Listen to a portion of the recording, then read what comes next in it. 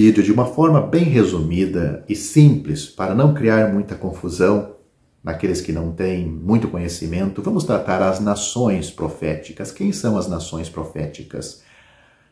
As principais nações envolvidas na profecia são Israel, as nações árabes do norte, muçulmanas, o Egito e o Império Romano revivificado. Já falamos das nações do norte e do Egito quando discutimos os reis do norte e do sul em outro vídeo.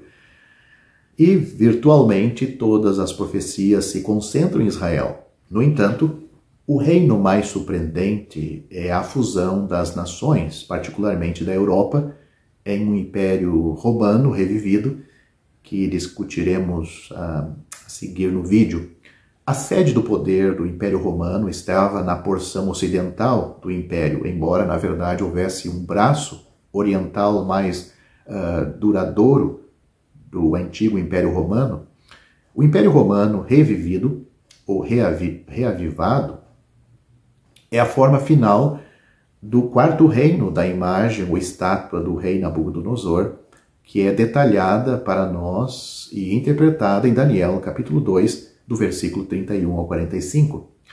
Este quarto reino, o Império Romano, historicamente passou de um império unido para um império dividido, as duas pernas da estátua de Daniel, e então, lentamente, se desintegrou em facções guerreiras e deixou de ser um império, pelo menos no Ocidente, por volta do ano 475 d.C. Em um tempo ainda futuro, o Império Romano reviverá e estará na condição de 10 nações ligeiramente unidas, lideradas pela besta, pouco tempo depois do arrebatamento. Quando o tratado que temos registrado em Daniel capítulo 9, versículo 27 é assinado, um tratado ou uma aliança com a morte, conforme temos em Isaías capítulo 28, versículo 18, um tratado entre a besta romana e Israel, a tribulação começa.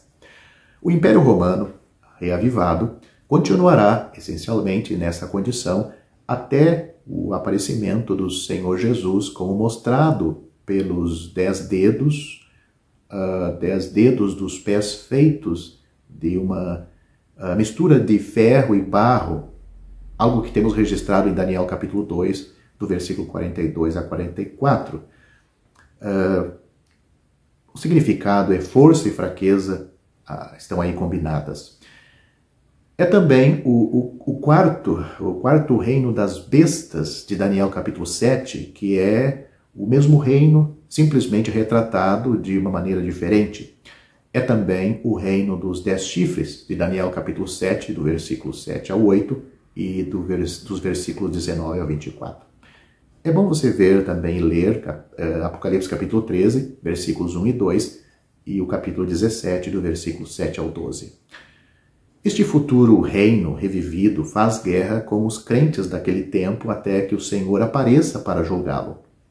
Leia Daniel capítulo 7, versículos 25 e 26 e Apocalipse capítulo 17, versículos 12 a 14.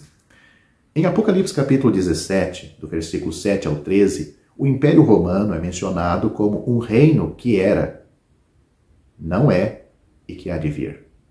Hoje já existe uma Europa Ocidental incrivelmente unida chamada União Europeia com a OTAN, ou seja, a Organização do Tratado do Atlântico Norte, apoiando-a com poder militar e com uma moeda comum, o euro. Muitas fronteiras nacionais são pouco mais do que linhas na terra. Esta União Europeia parece ser a precursora profética do Império Romano revivido de 10 nações da tribulação. Só estará em sua forma final após o arrebatamento e quando reduzida a 10 nações. Quando Deus quer, as coisas podem acontecer literalmente da noite para o dia. É assim que temos visto a palavra de Deus, por muita experiência, às vezes, em nossas vidas. Pense na formação de Israel na Terra Prometida no ano de 1948, praticamente da noite para o dia. Desta Europa unida surgirá um ditador bestial que subjuga 3 nações, tornando-se seu ditador. Leia com calma, paciência, Daniel capítulo 7, versículo 24, Apocalipse capítulo 13, versículos 1 a 8 e capítulo 17, versículo 12. Portanto, uma Europa unida sob o domínio da besta começará com mais de 10 nações. Esse futuro ditador, às vezes, está tão intimamente ligado ao seu império que é difícil distinguir os dois em algumas passagens da Bíblia. A Rússia também é brevemente mencionada na profecia de acordo com as melhores traduções, quando nós lemos Ezequiel, os capítulos 38 e 39. Ela fica de fora dos assuntos da besta e aparentemente só se envolve quando acha que é seguro fazê-lo, e ela terá uma grande surpresa e derrota nas mãos do Senhor Jesus em sua vinda para reinar. Possivelmente os Estados Unidos são mencionados uma vez. Vamos tratar disto em outro vídeo, ou seja, será que Estados Unidos faz parte de alguma profecia? O apóstolo Pedro falou aos religiosos, mas não salvos da sua época, e que vale para todas as épocas, que fora de Cristo não há salvação. Pedro disse, e em nenhum outro há salvação, porque também debaixo do céu nenhum outro nome há dado entre os homens, pelo qual devamos ser salvos. As palavras do apóstolo Pedro, essas palavras estão em Atos capítulo 4, versículo 12. É somente sobre esta base, a pessoa de Cristo, a sua obra e nenhuma outra, que você pode ser salvo.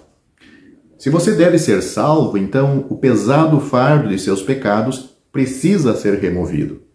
Se o pesado fardo precisa ser removido, a pena pelo pecado precisa ser aplicada em alguém. Se a pena pelo pecado precisa ser aplicada em alguém, então Jesus precisava morrer, pois a pena para o pecado é a morte. Você não poderia suportá-lo sem perecer miseravelmente sobre este imenso peso. Assim disse o apóstolo João, pelo seu nome vos são perdoados os pecados. 1 João capítulo 2, versículo 12. Não pelas obras que você possa praticar, nem pela sua moralidade, mas pelo nome de Jesus. A resposta não poderia ser mais simples. A misericórdia de Deus flui hoje mesmo. Não por meio de alguma relíquia, em alguma cidade santa, nem por meio do toque de alguma mão santificada, mas de um vitorioso e ressuscitado Cristo no céu. Pode-se ter acesso a Ele estando em qualquer lugar. Toque nele, ou, em outras palavras, se preferir, creia nele e você será salvo. É somente pela fé. As Escrituras são conclusivas quanto a este ponto. A salvação não é por meio das obras, e nem por fé e obras combinadas, mas somente pela fé. A Bíblia diz, porque pela graça sois salvos por meio da fé. Isto não vem de vós, é dom de Deus. Não vem das obras, para que ninguém se glorie. É bom que você confira estes versículos na sua própria Bíblia e confirme isto. Efésios capítulo 2, versículos 8 e 9. Mas preciso alertar que há multidões que creram no que ouvem acerca de Cristo e do Evangelho, mas que nunca creram confiadamente no Senhor Jesus para a salvação. Talvez você diga, o que quer dizer isto? Não me parece haver muita diferença. Você pode pensar e estar dizendo assim, ou sempre pensou assim. Pelo contrário, existe uma diferença da máxima importância. Suponhamos que eu esteja a passear com um amigo numa das ruas principais de alguma grande cidade. O meu amigo me diz, você vê aquele grande edifício na esquina? Com uma tabuleta de metal? Respondo afirmativamente, eu vejo. Ele responde, ele fala novamente, bem, É ali que fica o maior especialista em doenças do coração. Vêm doentes de todos os pontos do país para consultarem com ele. Os seus êxitos têm sido grandes e numerosos. Nesta altura em que meu amigo está falando sobre este importante médico, o famoso médico sai do edifício e entra em seu carro, pelo que tenho a oportunidade de vê-lo. Felizmente, o meu coração funciona muito bem nesta ocasião. Eu acredito em tudo que o meu amigo me informou acerca do médico, mas a informação não tem para mim importância, pois não necessito dos seus serviços clínicos neste momento. Mas suponhamos, porém, que poucas semanas depois desta conversa, eu adoeça de repente, com forte crise cardíaca. Lembro-me logo daquele bom médico. Mando chamá-lo e coloco-me sem reserva em suas mãos, recuperando assim a saúde. Agora, já conheço o médico, conheço a sua perícia, e quando falo dele, é com ânimo, pois estou grato por aquilo que ele fez por mim. Em resumo, entreguei meu caso ao médico e descansei confiando em sua sabedoria e capacidade. Enquanto que antes apenas acreditava no que ouvira acerca dele, quando meu amigo falou sobre ele. Esta é a única resposta sensata. Entendeu a diferença em você crer no que acerca de Cristo e crer nele como seu Salvador pessoal? É algo pessoal em que você se compromete com a sua alma. Ele é seu Salvador. E esta é a única resposta sensata. Fé no Senhor Jesus como seu Salvador pessoal. Mas cuidado para não perder a sua alma eternamente por causa desta pequena questão. Quando? Quando você vai fazer isto? O tempo. A Bíblia diz, eis aqui agora o tempo aceitável. Eis aqui agora o dia da salvação. 2 Coríntios capítulo 6, versículo 2. Vá a Jesus agora mesmo pela fé. Portanto, se como pecador perdido aos olhos de Deus, tiver crido de todo o coração, tiver aceitado o Senhor Jesus como tendo sofrido na cruz por todos os pecados cometidos por você, e tendo ressuscitado para a sua justificação, então o Cristo na glória é aquele em quem você está agora firme e seguro. Você está nos ombros do bom pastor e ele nunca o deixará de assim conduzir até que o tenha introduzido no lar celestial. Se assim verdadeiramente creu, você já foi feito membro do corpo de Cristo, a igreja verdadeira, ligado ao seu Senhor pelo Espírito Santo. E agora, ao caminho do lar, ele, o Senhor, se alegra em reunir os seus em torno de si, fora do arraial, fora do sistema religioso, fora da cristandade.